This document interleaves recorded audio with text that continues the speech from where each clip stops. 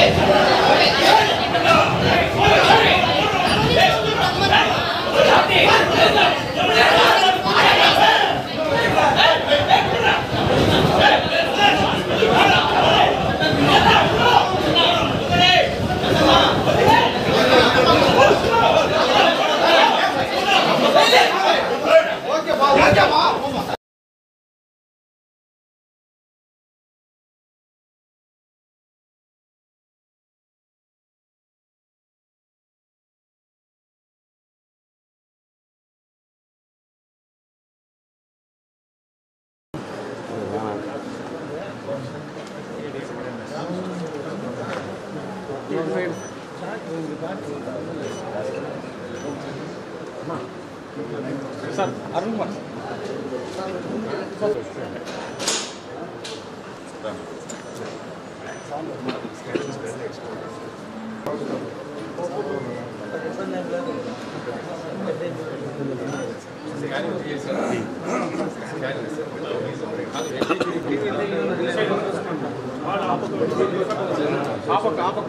అబ్బాయి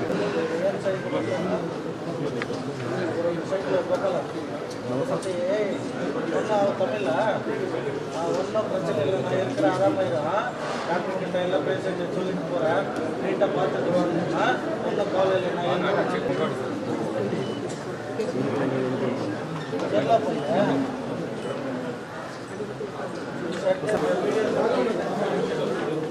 டோட்டல் உங்க அப்பா யாரா ఆయన అడిగా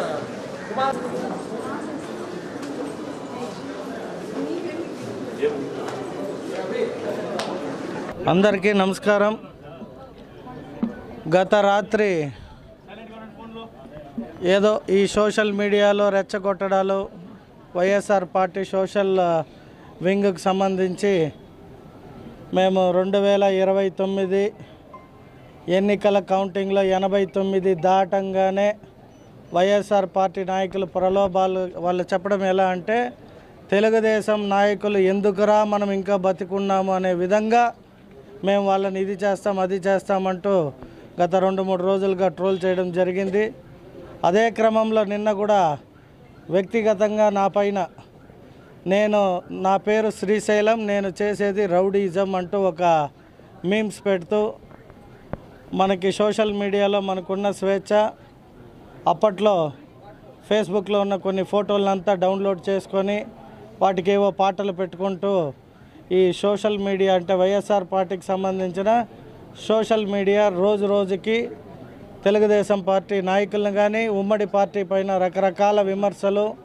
మా ముఖ్యమంత్రిని అయితే ఏమి, డిప్యూటీ సీఎం పవన్ కళ్యాణ్ గారిని అయితే ఏమి, మా ఎడ్యుకేషన్ మినిస్టర్ నారా లోకేష్ గారిని కామెంట్లు చేయడం,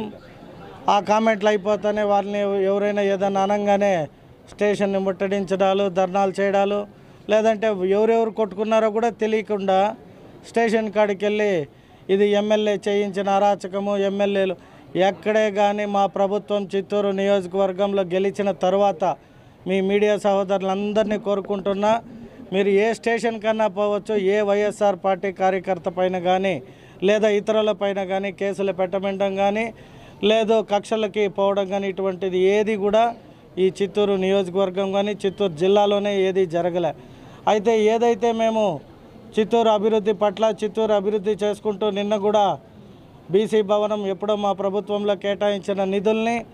అరాకొదవుగా ఖర్చు పెట్టి వదిలేస్తే మా ప్రభుత్వం వచ్చినాక దాన్ని సంపూర్ణంగా పూర్తి చేసి వెనక ఒక 4 గదులు కట్టి ప్లస్ పూలే గారి విగ్రహం పెట్టి మేము ఆవిష్కరణ చేస్తుంటే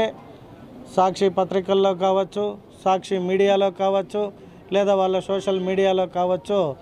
ఒక బీసీ వెల్ఫేర్ కోసం కష్టపడే నాయకుల పైన కామెంట్లు చేయడం, లేదంటే మీమ్స్లు పెట్టడం, లేదంటే తెలుగుదేశం పార్టీ నాయకులను రెచ్చగొట్టడం. అంటే మీరు చూస్తే వాళ్ళకి నేర చరిత్ర వాళ్ళ అధ్యక్షుడికే కాదు, ఇక్కడ ఉన్న స్థానిక అపోజిషన్ నాయకుడికి కూడా అనేక రకాల కేసులు ఉండడము మీకు అందరికీ తెలిసింది. ఎందుకంటే ఇది నేను పెట్టిందో మా పార్టీ పెట్టినవో కాదు, వాళ్ళ సాక్షాత్ అఫిడవిట్లో నాపై ఎన్ని కేసులు ఉన్నాయని ఆయన పెట్టుకున్నాడు. అలాంటి ఒక పార్టీ మమ్మల్ని ఎమ్మెల్యే గారు చేశారు, ఎమ్మెల్యే గారు 10 నెలలు కావాలి ఏమైనా చేయాలంటే, గెలిచిన 10 రోజుల్లో ఏం కావాలన్నా చేసే రైట్స్ ఉన్న మాకు, మేము గెలిచింది మా నాయకుడు సూచించింది ఈ రాష్ట్రం కానీ ఈ నియోజకవర్గం కానీ అభివృద్ధి జరగాలి, అభివృద్ధి కోసం పాటుపడండి అన్నారు. కాబట్టి మేము అహర్నిశలు అభివృద్ధి వైపు పోతుంటే వీళ్ళు మమ్మల్ని రెచ్చగొట్టడం, లేదా వాళ్ళే ఈరోజు మా పార్టీ 43వ సంవత్సరం ఆవిర్భావ దినోత్సవం జరుపుకుంటామని నిన్నంతా ఎంతో వైభవంగా మా బీసీ వెల్ఫేర్ భవనం కానీ మా మంత్రి గారు వచ్చి అనేక శంకుస్థాపనలు చేసింది. వాళ్ళు జీర్ణించుకోలేక ఇటువంటి వాటికి పాల్పడి అనవసరమైన అంటే ఎమ్మెల్యే గారిని దీంట్లోకి తెచ్చి మీరు ఎవరైనా ఎక్కడైనా కూడా భారతదేశంలో నా ఒక ఐడి కొడితే ఎక్కడ ఏ కేసు ఉన్నా కూడా మీ అందరికీ ఆన్లైన్లోనే వస్తుంది. ఎటువంటి కేసు లేని నన్ను ఇది ఎమ్మెల్యే గారు ఇటువంటివి చేస్తున్నారు, ఎమ్మెల్యే గారు ఇది చేశారు అది చేశారంటూ రాత్రంతా సోషల్ మీడియాలో హల్చల్ చేశారు. నేను ఈ సందర్భంగా